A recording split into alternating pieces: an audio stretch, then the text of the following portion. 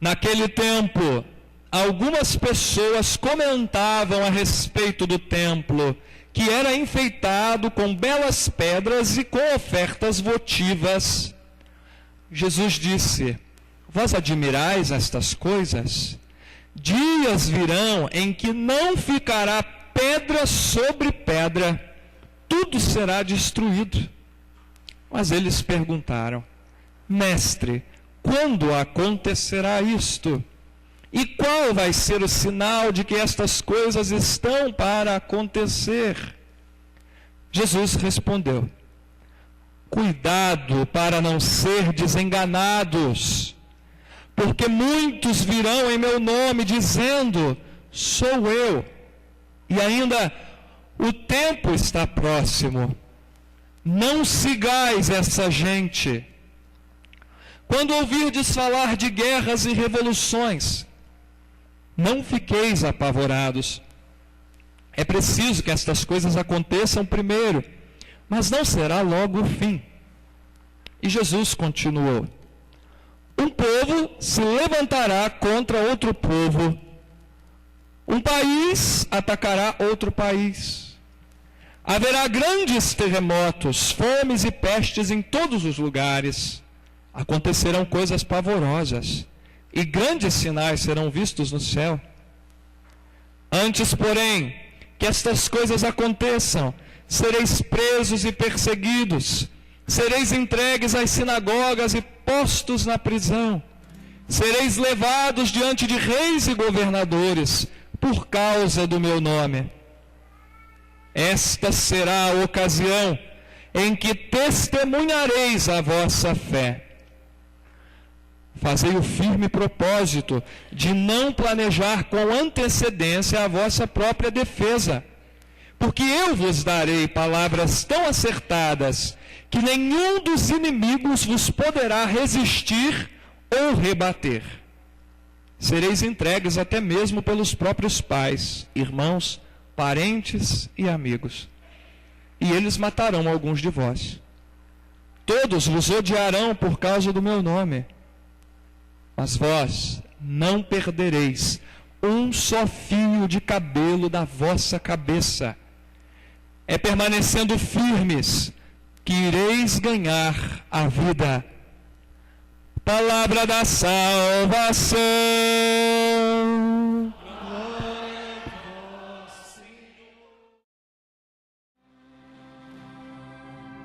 Irmãos, a liturgia de hoje, até porque nós já estamos nos aproximando do final de mais um ano litúrgico, na festa de Cristo Rei, nós encerramos o ano litúrgico e já já começa o advento, a preparação para o Natal, a festa da encarnação de nosso Senhor Jesus Cristo. Então, a igreja nos coloca diante daquela realidade de fé que se chama juízo final.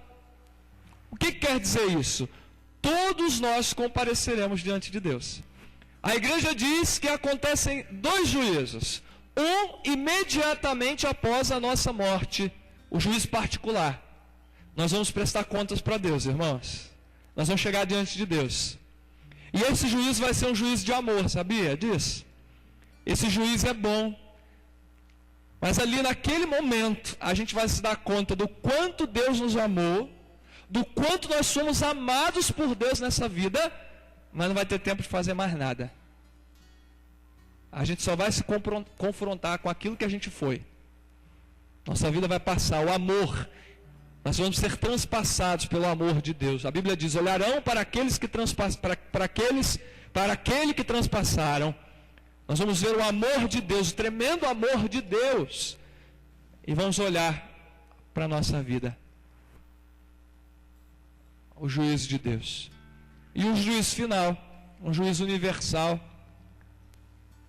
um juízo, como dizem alguns teólogos, será o dia do grande telão, né? Os pecados da humanidade serão desmascarados, colocados diante da justiça de Deus, e Deus fará a sua justiça. E diz a Bíblia: aqueles que foram de Jesus entrarão para o reino da glória, e aqueles que rejeitaram Jesus e o seu reino nesta vida irão para o inferno. Irmãos, Essa semana, com o Roberto Tanus lá em casa, a gente rezou bastante, conversou bastante, e ele me pediu uma Bíblia emprestada, e eu dei uma Bíblia que eu usei muito durante a teologia, e tinha uma coisa anotada lá, e ele voltou me devolvendo a Bíblia, e falou: Padre, bendito seja Deus. Aí eu falei: o que foi? Não, tem algo que o senhor escreveu aqui, e que eu vou levar para a minha vida. Aí eu falei: o que foi? Né? E estava lá, com a data ainda, Roma, 11 de dezembro de 2008, já tem quase 5 anos. E olha só, é necessário pregar que seremos julgados, tenho certeza que foi o Espírito Santo que escreveu isso. É necessário pregar que seremos julgados no fim da nossa história pessoal, cada um tem uma história pessoal de vida, amém? E no fim da história do mundo, para não corrermos o risco de viver como se Deus não existisse. Por que o mundo está do jeito que está hoje? Porque as pessoas se afastaram da igreja. Se afastando da igreja, se afastaram de Deus. Se afastando de Deus, se afastaram da verdade. Se afastando da verdade, se afastaram de si mesmos. Quando a gente se afasta de Deus, a gente se desumaniza. Por isso que a gente vê tanta competição, tanta falta de educação, tanto rancor, tanta vingança, tanto ódio. Porque quando a gente se afasta de Deus, a gente perde os referenciais, a gente se desumaniza. A gente começa a viver pior do que os bichos. É duro, né? E perdendo a consciência de Deus, perdendo a fé em Deus, nós vivemos como se o juízo não existisse. Nós vivemos como se a nossa vida pura e simplesmente fosse se encerrar e acabar no dia da nossa morte. Se é assim, então, o que diz a televisão? O que diz a novela? O que diz os meios de comunicação? Aproveite enquanto você pode. Vai ser feliz. Não importa o que você fizer para os outros, não importa se você viver em pecado, não importa a desgraceira que você fizer na sua vida. Não importa. O que importa é que você seja feliz. Engano. Porque o juízo, ele vai chegar para os crentes, aqueles que creram, que acreditaram, e para aqueles que não creram e não acreditaram. Amém, irmãos? O juízo vai chegar para todos. O juízo vai chegar para todos. Abra a sua Bíblia novamente na primeira leitura. Eu gostaria que você fosse lá. São 2 versículos, vale a pena a gente reler. Malaquias capítulo 3, versículo 19 a 20. É linda essa leitura. Se você puder marcar na sua Bíblia, marque na sua Bíblia. Malaquias, o último livro do Antigo Testamento, capítulo 3, versículos 19 e a primeira parte do versículo 20. Olha lá o que diz o versículo. Eis, amém, irmãos? Quem não achou, pede misericórdia aí, viu? Vai no índice. Vocês vão ficar craques, já estão. Vocês estão, beleza. O Roberto Tanus saiu daqui elogiando, falou: Padre, você ouviu como é que o povo estava afiado na Bíblia? Todo mundo lá prestando atenção, marcando, até as crianças. Eu falei: vi. Aí eu falei para ele: o meu povo, o meu rebanho. Versículo 19. Eis que virá o dia abrasador como fornalha, em que todos os soberbos e ímpios serão como palha. Gente, o que acontece com a palha? Joga fora, queima. Qual será o fim dos ímpios e dos soberbos? Como palha. E esse dia vindouro, está vindo, haverá de queimá-los, diz o Senhor dos Exércitos. É Deus mesmo que está falando pelos lábios de Malaquias. Tal que não lhes deixará raiz nem ramo. Ou seja, soberba e impiedade, e quem viveu nela, vai ser queimado como a palha. Irmão, irmã, diga assim: Deus me livre da soberba e da impiedade. Porque você já sabe o fim de quem viver na soberba e na impiedade, né? E nós temos, irmãos, muitos cristãos ímpios e soberbos. São cristãos que não são convertidos. Mas aqui temos irmãos convertidos, amém? Amém? Olha para quem está do seu lado e pergunta: você é convertido? Você é convertida? E o que diz o versículo 20? É para mim e para você. Deus nos livre da soberba e da impiedade. Amém? Por quê? Porque nós queremos tomar posse do versículo 20. Para vós que temeis o meu nome, nascerá o sol da justiça, trazendo salvação em suas asas. Quem é o sol da justiça, irmãos? Quem é o sol da justiça? Zacarias vai cantar a respeito dele, o sol que veio nos visitar das alturas. Jesus, trazendo salvação em suas asas. Por isso nós não podemos temer diante da soberba e diante dos ímpios, não. Porque Jesus, o sol da justiça, nascerá, trazendo para aqueles que temem o seu nome, salvação em suas asas. Temor de Deus. O que é o temor de Deus? O respeito reverencial, irmãos, acompanhado de uma confiança filial. Tem gente que tem medo de Deus. Não. Filho não tem medo do pai. Filho tem temor. Filho tem respeito pelo pai. E eu não sei a imagem de pai que vocês têm, que muitas das vezes desconcerta. Eu não sei, de repente o seu pai foi um pai que fez gerar medo em você. Mas eu digo para você, apoiado na santa palavra de Deus, você pode chamar a Deus de pai, e um pai bondoso, um pai que te ama, um pai que cuida de você, um pai que te quer bem. Esse é o temor de Deus, irmãos. Deus é meu pai, eu o respeito, eu o adoro, eu reconheço quem eu sou diante da presença de Deus, eu sei que eu não posso enganar a Deus. Vamos agora para o Evangelho, Lucas, vai lá na sua Bíblia, coragem, 21, um pouquinho depois de Malaquias, Lucas 21, pega o versículo 17. Lucas 21, 17. Um evangelho um pouco doído, né? Um pouco duro. As palavras de Jesus hoje são duras, né? Eu sempre falo para aquele povo que quer vida fácil em nome do evangelho, né? Cuidado, cuidado. Hoje mesmo eu falava para os jovens no projeto, esse bendito, para não dizer outra coisa, jeitinho brasileiro, vai ser a desgraça de muita gente no dia do juízo. O caminho que o nosso Senhor nos oferece é o caminho da porta estreita, né? Aquele povo que vem depois de... Não é o caso de vocês, irmãos. Eu falei, filtra, tá? Filtra. Esses dias a irmã chegou, padre, o senhor falou aquela homilia toda para mim, padre, como que o senhor sabia da minha vida? Eu falei, fica tranquilo que eu não mandei nenhum detetive investigar a sua vida para me falar dela depois no púlpito. Pode ter certeza, irmãos, se está falando para você, se você está assumindo, é o Espírito Santo que está falando. Eu não tenho tempo de cuidar da vida dos outros, amém? Eu não tenho tempo de cuidar da vida dos outros, graças a Deus. Desse mal eu estou livre, desse pecado eu estou livre. Então, se o padre fala alguma coisa, tá? Veja como o Espírito Santo falando, e pergunta, Espírito Santo, o que você quer de mim? O que você quer de mim? Né?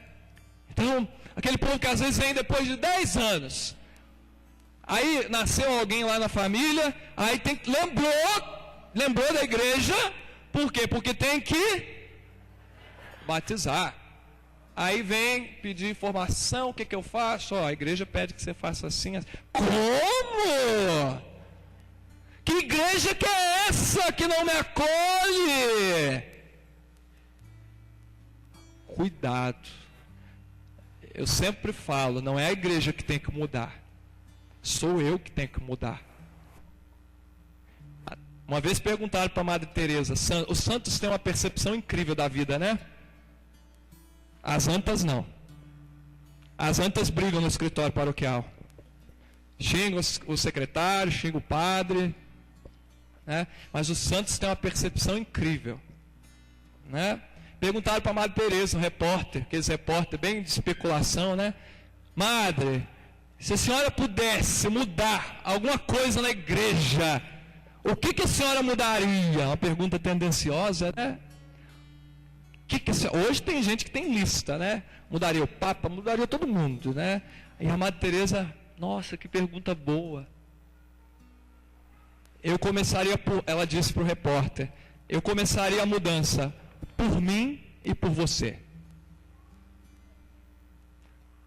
Quebrou as pernas do repórter. É fácil a gente dizer o que tem que mudar, né? Difícil é a gente se olhar no espelho e dizer, não, quem precisa de mudar sou eu. Quem precisa de mudar sou eu. Vamos bater no peito e dizer, quem precisa mudar sou eu. Quem precisa mudar sou eu. Não é a igreja. Sou eu que preciso mudar. Por quê, irmãos? Porque as palavras de Jesus, tem gente que vem, às vezes está com a vida errada, a vida de pecado. Eu não posso passar a mão na cabeça de ninguém que está em vida de pecado. Eu não posso dizer, desculpa, irmão, a senhora tem cara de santa, viu? Mas dizer assim, meu chuchuzinho, continua do jeitinho que você está. Vai lá, não tem importância não, continua do jeitinho que você está. Não tem importância. Eu não posso. Não é o caso da irmã. Falei, a irmã tem cara de santa, viu? Isso. Coração também, né, irmã? Isso. É um chamado para a santidade. Eu não posso, em nome do Evangelho, passar a mão na cabeça. Eu não posso fazer cafuné em quem precisa de palavra de exortação e palavra de conversão. Em nome do Evangelho, porque se eu fizer o contrário, irmãos, se eu assinar embaixo, se eu corroborar a vida de pecado das pessoas, saiba, vai eu para o inferno com a pessoa junto. Já pensou? Não posso, em nome do Evangelho. E o Evangelho me ensina que Jesus, quando tinha que falar às claras, abertamente, ele falava. Eu sei também que a mesma cruz que custou para Nosso Senhor, vai me custar também. Mas eu não tenho medo da cruz. Eu não tenho medo da cruz. Eu já percebi claramente no meu sacerdócio, que para eu ser padre católico de verdade, eu vou ter que abraçar a minha cruz. E eu estou disposto a abraçar. Sabe por quê, irmão? Eu vou dizer uma coisa. Toda perseguição que eu tenho que lidar com ela, todo contratempo, toda impiedade, uma minoria, sem dúvida alguma. Às vezes no momento pode abalar um pouco, entristecer. Mas depois que passa, eu percebo que Deus usou a obra do diabo para me fazer mais forte. E engano de quem pensa que combatendo contra a obra do Senhor, faz o servo do Senhor ficar prostrado por terra. Não, aí que Deus levanta o servo do Senhor com mais força. Aí que Deus dá mais força. Aí que Deus nos enche da sua glória, da sua santa palavra, é o Espírito Santo. Vamos lá no Evangelho, irmãos, então. Jesus está dizendo palavras duras. Para quê? O que Jesus está querendo dizer? Vigia. Presta atenção. Leia os acontecimentos da vida para você não cair. Para você não cair na tentação, para você não perder a salvação. Não, porque Deus está cuidando de você, Deus está trabalhando pela sua salvação. Vigia, portanto, para você permanecer de pé, para você estar sempre nas mãos de Deus. É isso que Jesus está querendo dizer. São palavras duras, mas a docilidade dessas palavras, depois que nós entendemos e que elas entram na nossa alma, são tremendas. Por quê? Por um motivo muito óbvio, irmãos. Quando eu era criança, a minha mãe chamava minha atenção. Minha mãe já me deu os puxões de orelha. Já falei para vocês das havaianas amarelas do meu pai, né? Só de eu falar, eu lembro lá no cantinho de casa. Eu lembro a cor, brilhava aquele amarelo. Louvado seja Deus, no momento que eles precisaram ser mais firmes comigo, foi para o meu bem. Portanto, a palavra do Senhor, quando ela aperta um pouco as rédeas, irmãos, é para o nosso bem. É porque Deus está dando tempo para a gente se converter. É porque Deus está dando tempo para a gente abrir o nosso coração. Amém? Versículo 17. Jesus está dizendo, todos os odiarão por causa do meu nome. Quem quer ser de Jesus no mundo de hoje, tem que estar preparado para a perseguição. Tá? O paganismo está voltando com tudo. Tá bom? Se você disser para mim que é fácil ser cristão, católico de verdade, católico de meia tigela é fácil, é uma beleza. Agora, católico de verdade, não é fácil ser católico de verdade no mundo de hoje, repito para você. Jesus está querendo nos colocar diante dessa realidade. Mas olha que palavra bonita, irmãos. Olha aí na sua Bíblia, você devia marcar isso aí. Você que tem caneta, que tem marca na sua Bíblia, porque você não pode esquecer essa palavra. Mas o que Jesus está dizendo para os seus servos, para os seus fiéis? Mas vós não perdereis um só fio de cabelo da vossa cabeça. Por causa das perseguições, viu? É permanecendo firmes que ireis ganhar a vossa vida. Vamos repetir o versículo 19? É permanecendo firmes que ireis ganhar a vida. Vocês.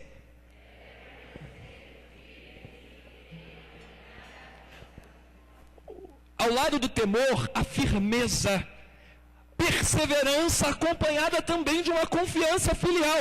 Deus é meu Pai, Ele está cuidando de mim, Ele vai me dar força para chegar até o fim.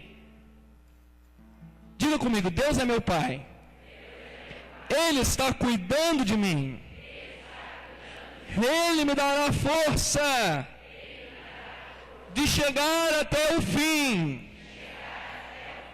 Irmãos, abra lá, Gálatas capítulo 4, versículo 6.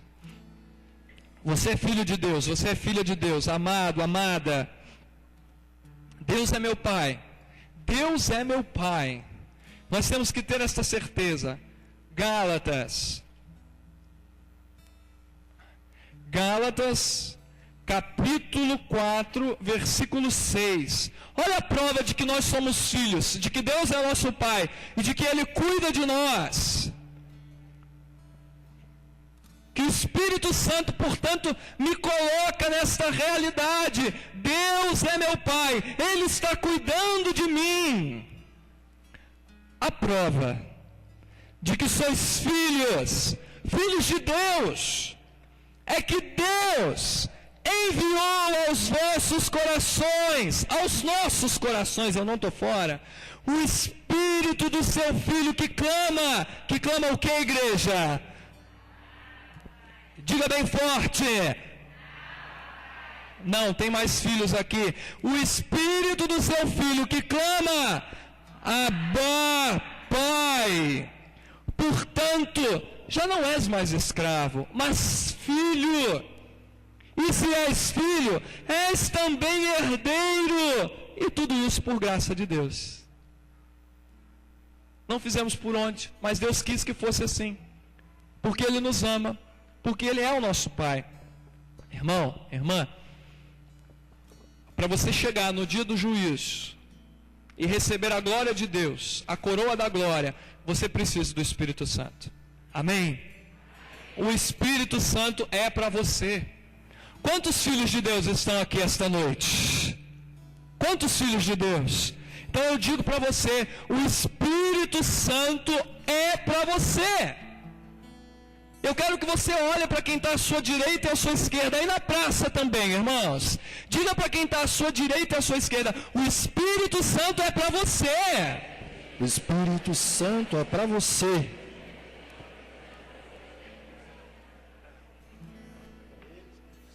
Uma única condição para o Espírito Santo agir na sua vida, todos os dias, toda hora, todo momento. Uma vida livre de pecado. Uma vida livre de pecado. Padre, mas a Bíblia diz que todos nós somos pecadores, padre. Não tem como, padre. Eu escorrego, padre. Sim, Deus sabe. Deus sabe que você e eu escorregamos. Deus sabe de que barro nós somos feitos. Amém? Essa é uma certeza muito bonita. Porque Deus sabe o barro que nós somos feitos. Deus também sabe que nós somos capazes de viver a santidade, sim. Por isso que Ele manda o Espírito Santo. Por isso não tenha medo, querido. Se nós caímos, estou dizendo porque a gente tem que se esforçar até o último momento para não cair, para não pecar, mas se acontece da gente cair, a gente tem muito mais motivo para levantar e para continuar o caminho de santidade. Amém? Portanto, você quer ter uma vida cheia do Espírito Santo? Quer? Você quer receber o Espírito Santo nessa noite, na sua vida? Você deseja com todo o seu coração? Primeira condição: não cultive pecado na horta do seu coração, no jardim do seu coração. Manda embora. Se tem alguém aqui que ainda está em estado de pecado e precisa passar pela confissão, corre. Corre, vai correndo, não precisa se envergonhar, porque todos nós somos pecadores, até o padre precisa se confessar, até o padre, corre, porque tudo em nós precisa estar desobstruído de pecado, para que o Espírito Santo faça uma obra completa e maravilhosa, e eu tenho certeza que o Espírito Santo vai trabalhar maravilhosamente nesta noite, amém? Condição então, irmãos, para receber o Espírito Santo: vida livre de pecado. Vamos repetir? Vida livre de pecado. Efeitos do batismo no Espírito Santo. Na verdade não é um novo batismo, né? É um jeito de dizer. É um jeito de dizer. Porque o Espírito Santo já está dentro de nós como uma semente desde o dia do nosso batismo. Amém? A efusão do Espírito Santo significa que nós demos chance, nós demos ocasião para essa semente germinar, crescer dentro de nós e dar frutos, amém? Isso é a efusão do Espírito Santo. Eu passo a viver no Espírito Santo. Sinais, irmãos, da pessoa que recebeu o Espírito Santo, da pessoa que o Espírito Santo tem voz, tem vez na vida dela. Primeiro sinal: a confissão do senhorio de Jesus. Jesus é o meu Senhor e ninguém mais, nada. Nada. Não acredito em superstição, horóscopo, benzedeira, seitas, falsas. Não, Jesus é meu único Senhor e Salvador. O primeiro sinal do batismo no Espírito Santo: irrevogável, senhorio de Jesus. Segundo sinal: vida da graça. O que quer dizer isso? Vida da graça não é a vida da nossa irmã legionária, é a vida da graça de Deus. De Deus. O que significa viver na graça? Viver os sacramentos. Tem gente que para no batismo. Tem gente que para na primeira Eucaristia e não é crismado. Tem gente que junta os panos e não vem casar na igreja. Isso não é viver na vida da graça. Irmãos, desculpa, mas eu preciso dizer isso. Desculpa. A pessoa que casou na igreja, mas vive infidelidade conjugal, isso não é vida da graça. Pode até vir na missa todo domingo comungar, o que pior ainda, porque é sacrilégio, né? Porque quem comunga em estado de pecado mortal comete sacrilégio. Isso não é vida da graça. De modo especial, dois sacramentos importantes para quem quer viver a vida da graça de Deus, para quem quer estar na graça de Deus. Primeiro, Eucaristia, o mais importante de todos, missa dominical, e se puder mais vezes durante a semana, aleluia, glória a Deus, venha, porque você vai perceber os efeitos disso na sua vida. Segundo sacramento, confissão dos pecados. Aí tem gente que pergunta: ai padre, eu só me confesso na Páscoa. Vou fazer só uma pergunta para você entender a importância da confissão na sua vida. Você toma banho só uma vez por semana? Até porque crê em Deus Pai, né? Então, para que a gente fica enrolando demais na confissão? Para que a gente fica cheio de nhenhenhé para confissão, irmãos? Sinal de quem recebeu o Espírito Santo: vida da graça, Eucaristia e confissão. Terceiro sinal: amor pela igreja católica, apostólica, romana. Amor pela igreja. Pronto.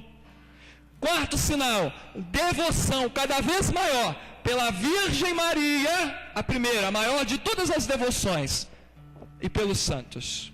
Quem recebeu o Espírito Santo se torna devoto, se torna amigo de Nossa Senhora, filho de Nossa Senhora e amigo dos santos. Amor, quinto sinal: amor pelo Santo Padre o Papa e pelos pastores da igreja.